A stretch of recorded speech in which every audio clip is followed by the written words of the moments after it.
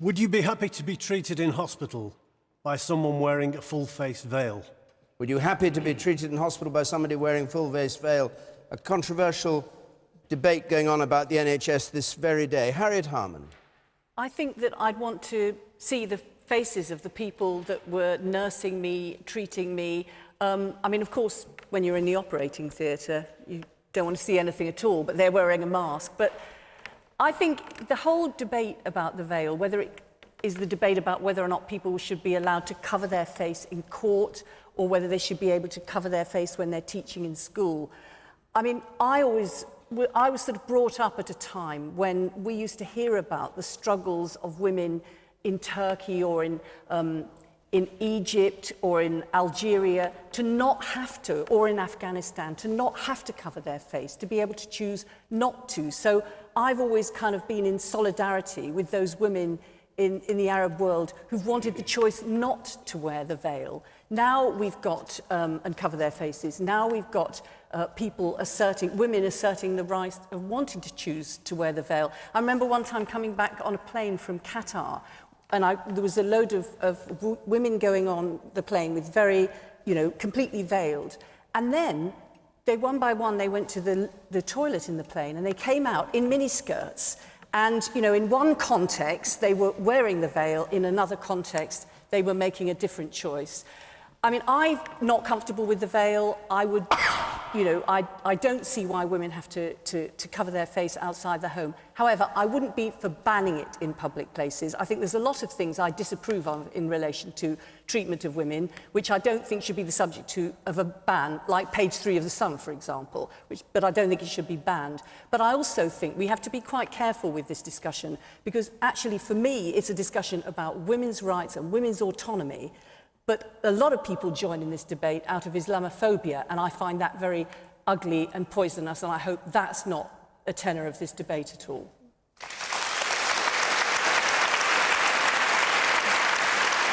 Anthony Wall-Thompson. No, I wouldn't like someone wearing a veil treating me in hospital. I think it's one of those places, like going through security at airports, being a school teacher, being a police officer. There are areas where the veil shouldn't be allowed, and I think we need clear outlines or guidelines for these areas from government. I mean, we get confused, I think, between cultural and religious.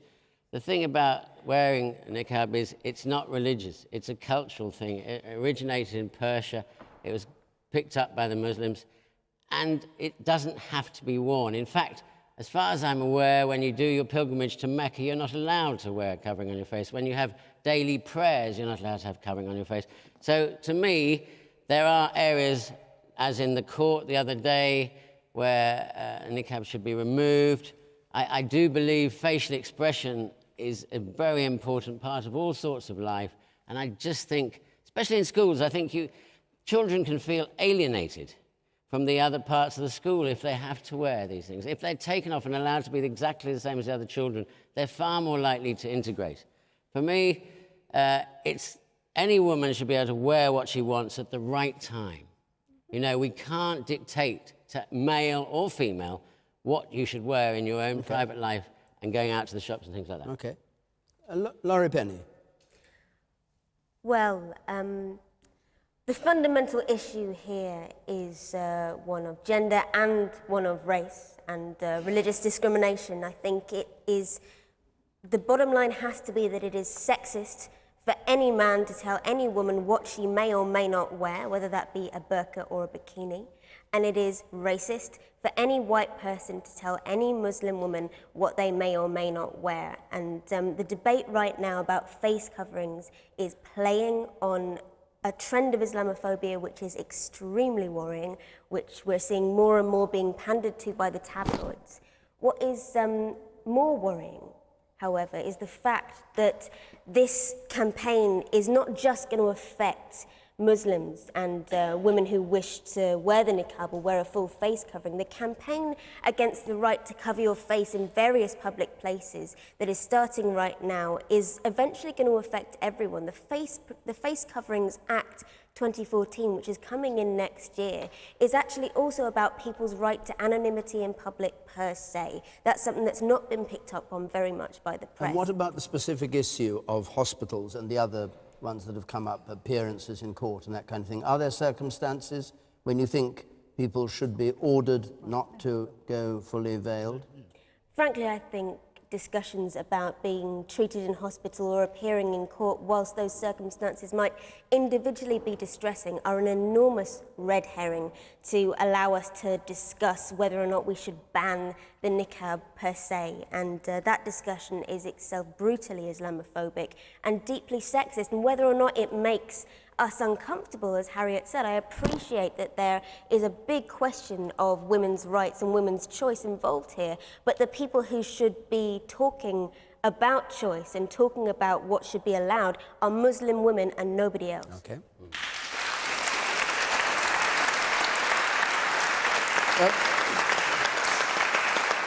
The person there with the watch strap on, you sir. I think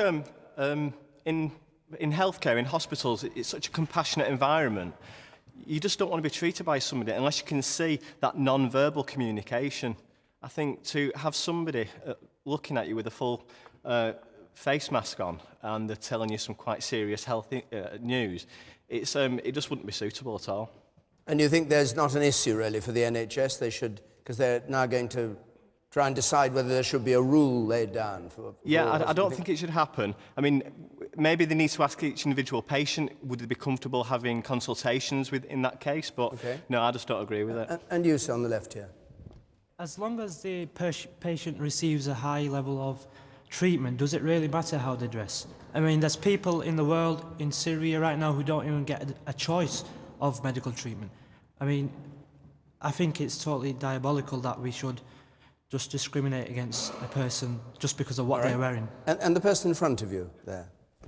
I worry really about the reasons that the females want to wear the veil, because are we being Islamophobic about them wearing the veil, or are they being Christianophobic about the need to wear it? And I think sometimes it's done as a demonstration of their own strength of beliefs. And is to be condemned because of that, or is to be in a I think we've tolerant got to be society very allowed because of careful. that? We've got to be very careful that it doesn't marginalise the different communities and different cultures more than is necessary. Shirley Williams. Well, we should remember, I think, that 50, 60 years ago, it was unacceptable for women to wear trousers at work in this country. And it was unacceptable for women 50 years before that to, for example, show their ankles. It's really important to recognise that a lot of this is the culture that passes on. And my own belief is that in the next 50, 60 years, we will see the disappearance of the hijab, but it will be a cultural shift as women become accepted as equals within the Muslim community. Having said that, two things to add. The first is that the Muslim Council of Great Britain, which is a thoughtful body, has specifically said that where there are specific reasons why the hijab would be inappropriate, there should be permitted to be, and Islam permits it to be, exceptional cases. So the one we talked about in the NHS could fall into that category, and probably does. And the second thing to say is that the absolutely crucial issue is getting across to our Islamic brothers and sisters that women are the equal of men. We've had a long struggle here in this country on the same issue, and they're having a long struggle too. And I think the only point that I would probably disagree with Laurie on, I agree generally with what she said, is that it isn't, unfortunately, just an issue for Muslim women. Muslim women often live in families which are very patriarchal, where the head of the house is a man who is going to lay down some of the rules over his daughters, for example, and therefore it's a bit of an illusion to suppose that Muslim women on their own can decide this. It's got to be decided by both men and women within the community. So having said that, I'm against trying to ban it. I think that would be unfortunate, indeed foolish, and I think it's not something we try to do. But you do think it's a sign of women, it's a demonstration of women's perceived inferiority to men? Yes, I think it is to some extent. And you don't agree with that? You think it's not that? If somebody tried to make me wear a face veil against my will, they would quickly find it in an uncomfortable position. But I think there is a big difference between a choice to wear a garment and being forced to wear a garment, and that's the distinction we're not making here. Actually, the lady in the brown jacket hit the nail right on the head when she said, well, won't that make Christians and people feel marginalised? And that is the subtext of this discussion.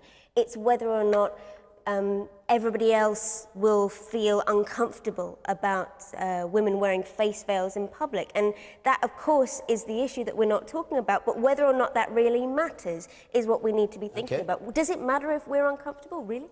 You said in that pink shirt there. I'm not too bothered about banning the veil, but as a healthcare worker, I think it puts a barrier between the patient and the healthcare worker, and there's no way, if I had the choice to wear a veil, there's no way I'd be wearing a veil. Okay, and the person there on the right.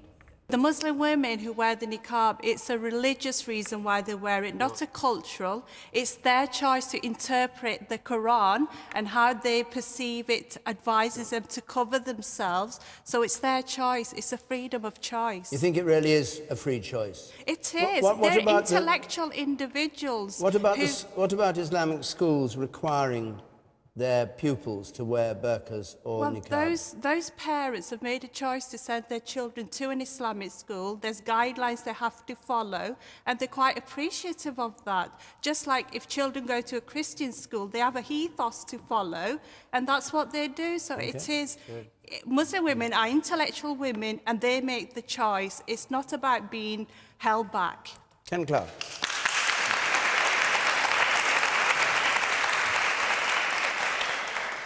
Well, I think we're all free to wear exactly what we like, so it would be utterly ludicrous to start legislating about what people wear or don't wear on almost any occasion, unless there's some overwhelming public reason for it. Personally, I think wearing the niqab is rather sad, that some woman is persuaded that she has somehow got to retreat from the world in this way. She's being ogled by men and has to retreat behind a veil. It doesn't fit with my concept of society, but I agree most of them choose to wear the niqab, and I wouldn't dream of kind of challenging or the religious beliefs or the cultural beliefs or whatever it is that lies behind it. So that's my starting point. The only exceptions I'd make, really, and a lot of people wear daft things, and I'm not a very snappy dresser myself, but I don't think there's anything that government should have anything to do with. There are a few things when you're doing things, you're relating with somebody when you should. I think the judge was right. I'm an old trial lawyer. The duty of the jury or the magistrates, whoever, is to try to tell sometimes which witness is telling the truth, which is lying. Are they telling the whole truth? Someone trying to deceive me? You can't do that if the person is invisible apart from their eyes. So should you have no blind jurors? When blind jurors have developed their own techniques, of course, we don't know what our techniques are individually that tell us whether we trust what someone's saying or not. It's something to do with their body language, their facial expression, their demeanour. But if they put themselves on a sack, I wouldn't like to really judge what they say. Similarly, in the hospital, I think I've never seen, this is all getting rather overblown and loaded with too much principle. I've never seen a nurse wearing a niqab, and I was a health minister for many years, and I've been to an awful lot of hospitals. If she was taking my temperature, or if she was sort of giving me my pills or checking my charts, so I think it's rather a pity that some woman's decided she's got to live like this in today's world of equality for women. But I wouldn't mind.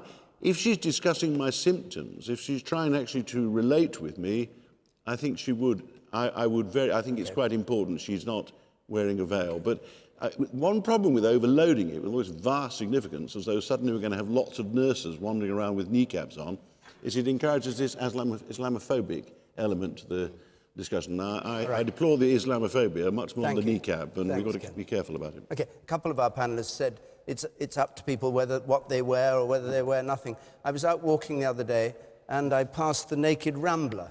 You know the Naked Rambler? I was on the Downs, and this completely naked man, except he had walking boots, came down, and I said good afternoon, and I looked at him afterwards. He'd been jailed for 6 years over his lifetime for walking around naked, which seems to me... Goes on doing it. He does go on doing it, yes, perfectly harmless. Well, we should have said Quite wear what you like surprising. as long as you're decent. Yeah.